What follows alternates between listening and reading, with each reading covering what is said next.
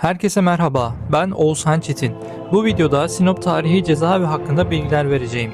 Tarihi Sinop Kalesi, duvarlarının içerisinde yer alan cezaevine ev sahipliği yapan kale, yaklaşık 4000 yıl önce Gaskalılar tarafından yapılmıştır.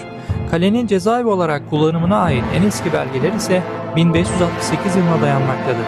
Sinop'u 1640 yılında ziyaret eden Evliya Çelebi, seyahatnamesinde bu zindandan şöyle bahsetmiştir. Büyük ve korkunç bir kaledir. 300 demir kapısı, dev gibi gardiyanları, kolları demir parmaklıklara bağlı ve her birinin bıyığından 10 adam asılır. Nice azılı mahkumları vardır. Burçlarında gardiyanlar ejderha gibi dolaşır. Tanrı korusun, oradan mahkum kaçırmak değil, kuş bile uçurtmazlar. Sinop'ta iç kalenin resmi olarak modern bir hapishaneye dönüştürülmesi ise 1887'de gerçekleştirilmiştir. Bu bakımdan yapı, Osmanlı'nın taşradaki ilk modern hapishaneleri arasındadır. Yapı 1997'ye kadar cezaevi olarak kullanılmış, 1999'da Kültür Bakanlığı'na devredilmiş ve müzeye dönüştürülmüştür. Sinop cezaevini kültür tarihimizde önemli kılan bazı özellikleri vardır. Öncelikle burası, Evliya Çelebi'nin bahsettiği gibi kaçmanın olanaksız olduğu bir hapishane olarak ünlenmiştir. Bu bakımdan Anadolu'nun Alçatrazı olarak tanımlanmıştır. Sinop'un 1214 yılında Selçuklular tarafından alınışından sonra 5 adet burç yaptırılmıştır. Yaptırılan burçların her birine savaşa katılan komutanların isimleri verilmiştir.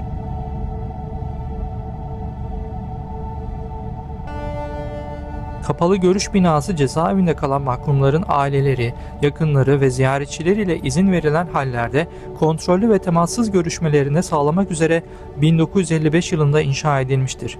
Cezaevi ana kampüs girişine yakın bir alanda konumlandırılan 2 katlı betonarme yapının güney yönünde mahkumların, kuzey yönünde mahkum yakınlarının girişine imkan veren 2 girişi bulunmaktadır.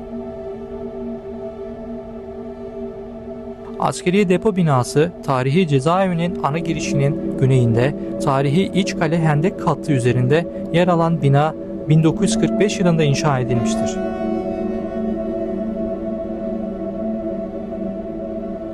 Müşahede hücreleri binası, 2 bloktan oluşan ve 1955 yılında yapılan cezaevi kampüsünün en kuzeyinde, ana yol cephesinde yer alan her ikisinde aynı mimari ve yapısal özelliklere sahip 64 gözaltı hücresi bulunan betonarme yapı tekniğiyle inşa edilmiştir.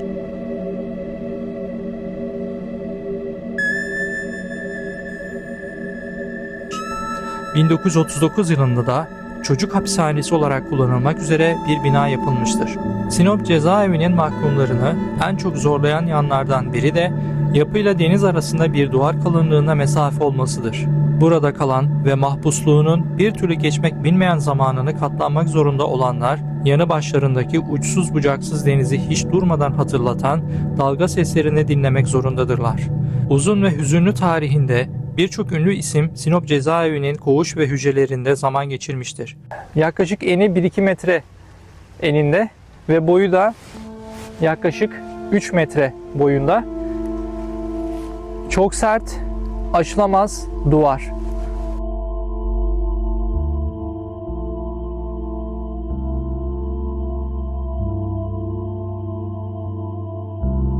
Burada kalan yazarların hatıraları eserlerine de çeşitli şekillerde yansımıştır. Bunlar içinde en unutulmaz olanları ise belki de bestelenip çok büyük popülerlik kazanmış olmalarının da etkisiyle Sebahattin Ali'nin yazdığı şiirlerdir.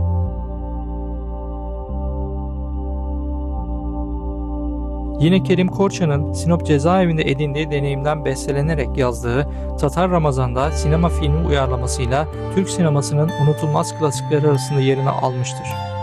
Refik Halit Karay'ın Memleket Hikayeleri adlı kitabında yer alan Şaka adlı öyküsü de 1915 Sinop'unda geçer. Sinop cezaevinde kalan birçok mahkum hatıralarını yayımlamış ve bu hatıralarında Sinop'tan bahsetmiştir.